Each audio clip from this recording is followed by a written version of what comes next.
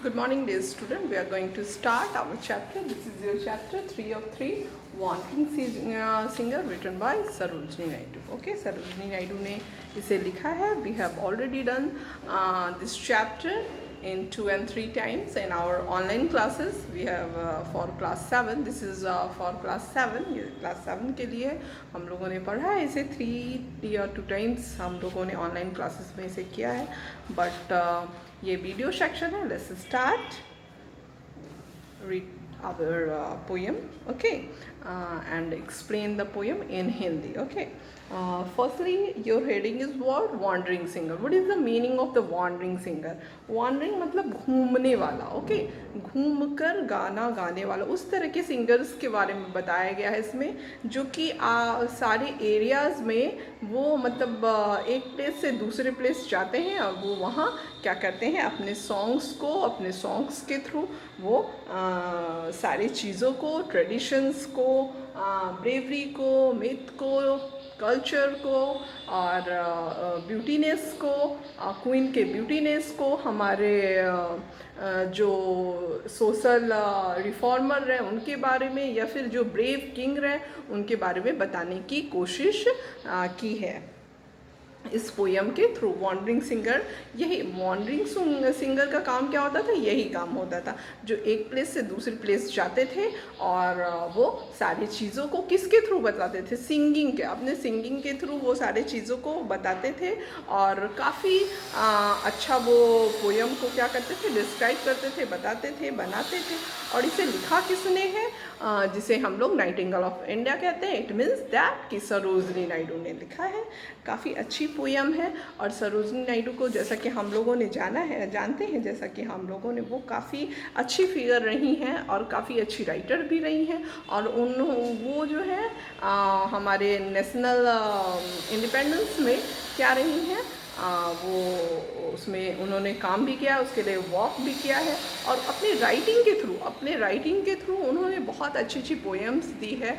जैसे द बाजार इन हैदराबाद, वो बहुत अच्छी पोएम है जो कि सोशलिज्म को दिखाता है. उसी तरह ये हमारे सोसाइटी को दिखा रहा है. ये जो पोएम है हमारे सोसाइटी को दिखा रहा है, हमारे ट्रेडिशन को दिखा रहा है, हमारे कल्चर को दिखा रहा है. ओके, तो लेट्स स्टार्ट आवर पोएम.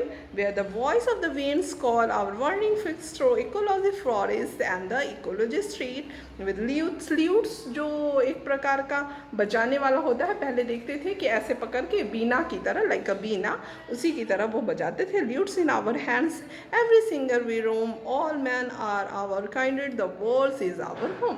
तो इसमें क्या कहा कि उनकी जो वॉइस है, उनकी जो मतलब वॉन्डरिंग सिंगर कैसे, जैसे हवा को आप कहीं जाने से रोक सकते हो? नहीं रोक सकते. उनका एक अपना प्लेस है, वो अपना कहीं भी जा सकते हैं, कहीं भी वो रह सकते हैं, कहीं भी वो क्या कर सकते हैं, उसको आप कोई एक सर्टेन पीरियड नहीं, सर्टेन जगह नहीं होगा, प्लेस नहीं होगा कि आप सिर्फ इधर ही हवा जो है, आप हवा का रुख सिर्फ इधर ही होगा. नहीं, उसी तरह वॉन्डरिंग सिंगर्स थे. उनके लिए कोई एक प्लेस नहीं डिसाइडेड था कि आप यहीं पे रहो और यहीं पे जो करना है करो. नहीं, वो उनके लिए पूरा वर्ल्ड क्या था, पूरा जो शहर क्या था, town to town, village to village वो जाते थे बाय फुट. और किस चीज़ को दिखाते थे? हमारे जो फॉर एक को यहाँ दिया हुआ है, एक प्लेस से दूसरे प्लेस, स्ट्रीट में जाते थे, प्लेसेस पे जाते थे, मतलब गली चौराहा नुक्कड़ सारी जगह वो जाते थे. और उसके थ्रू क्या करते थे, हमारे अपने सिंगिंग के थ्रू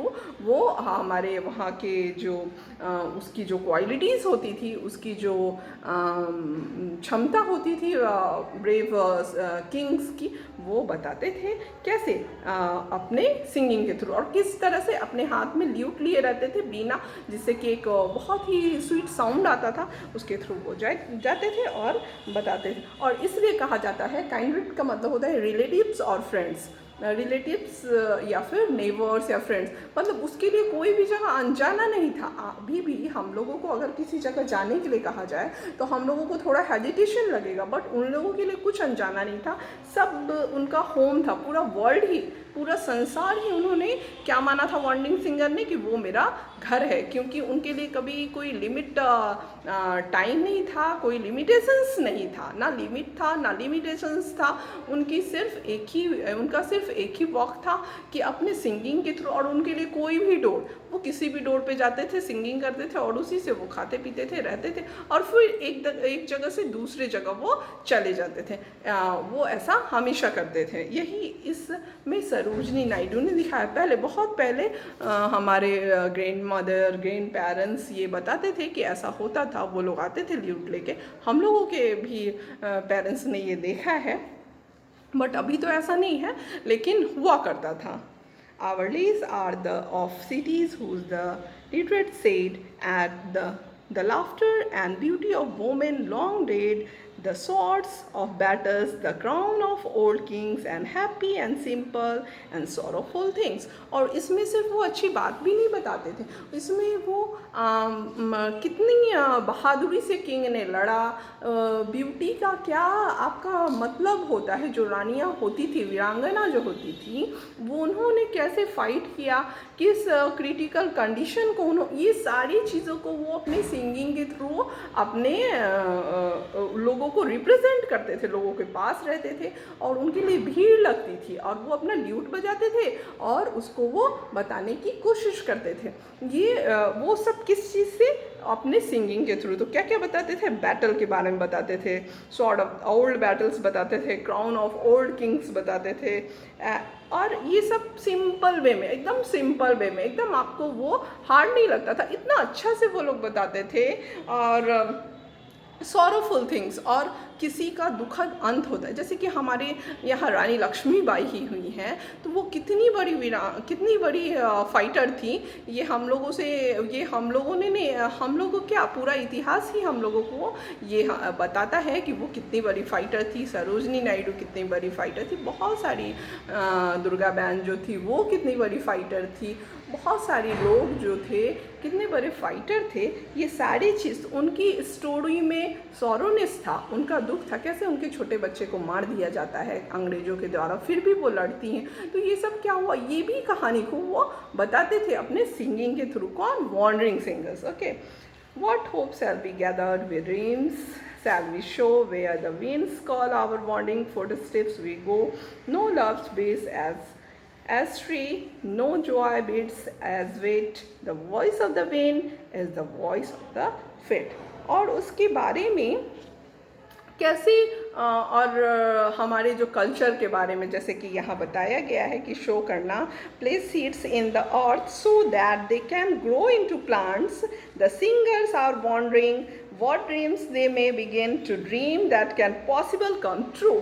और वो बताते थे, जैसे हम लोग प्लांट को लगाते हैं तो कैसे, जैसे हम लोग सीड्स को लगाते हैं तो एक प्लांट बनता है ना, लाइक दैट। वो बताते हैं कि कैसे वो इसके थ्रू वो सब में एक उम्मीद जगाते थे, कैसे हमारे सोसाइटी को वो डेवलप करते थे, कैसे एक अलग समाज की कल्पना वो करते थे, एक अलग समाज को बनाने की कोशिश उन्होंने अपने सिंगिंग के थ्रू, मतलब कितना अच्छा मैसेज देते थे वो, कि वो जाते थे और इस चीज़ को बताने की कोशिश करते थे कि कैसी हमारी वीरांगना थी, कैसे हमारे किंग्स थे। क्या फिर उन्होंने, ऐसा नहीं है कि सिर्फ उनका लाइफ बेड ऑफ रोजेस ही रहा है, ऐसा नहीं, उन्होंने भी सॉरोनेस देखा है, ये सारी चीज़ों को। और इसके थ्रू कि वो अगर हम लोग, वो ये भी बताते थे कि अगर हम लोग बीज बोते हैं तो कैसे वो एक प्लांट होता है, कैसे एक आशा होती है कि वो एक प्लांट होगा, फिर वो फ्रूटफुल प्लांट होगा, जैसा हम लोग प्लांट लगाएंगे वैसा वो हमको देगा। तो ये चीज़ वो अपने सिंगिंग के थ्रू बताते थे। इट मीन्स कि हम लोगों को वो इंस्पायर्ड भी काम करते थे, इंस्पायर्ड करने का भी काम करते थे। कौन, वॉन्डरिंग सिंगर। एक समाज को, एक सोसाइटी को, बहुत अच्छी चीज़ों को, वो पुराने ज़माने में लोग रहते थे तभी तो वो लोग इतना अच्छा कर पाते थे। तो ये सारी चीज़ें क्या है, इस पोयम में उन्होंने, इस पोयम के थ्रू ही बताया बताई है। और सोचो कि जब वो ऐसा करके वो इसको जब एक्ट के थ्रू करते थे तो कितना पोटेंशियल के साथ करते थे और कितनी पॉजिटिविटी देते थे, हमारे कल्चर से हम लोगों को रूबरू कराते थे, हम लोगों का ट्रेडिशन क्या है, हम लोगों में कितनी क्षमता है, हम लोगों के पूर्वज कैसे रहे हैं, हम लोगों में औरतें कैसी रही हैं और कितनी वीरांगनाएं पैदा ली है, ये सारी चीज़ों को वो वॉन्डरिंग सिंगर्स अपने सिंगिंग के थ्रू बताते थे। इसमें सरोजनी नायडू ने यही हम लोगों को बताने की कोशिश की है। यही आपकी पोएम है। फिर नेक्स्ट डे हम लोग नेक्स्ट टाइम फिर नेक्स्ट चैप्टर में पढ़ेंगे। Have a nice day, bye.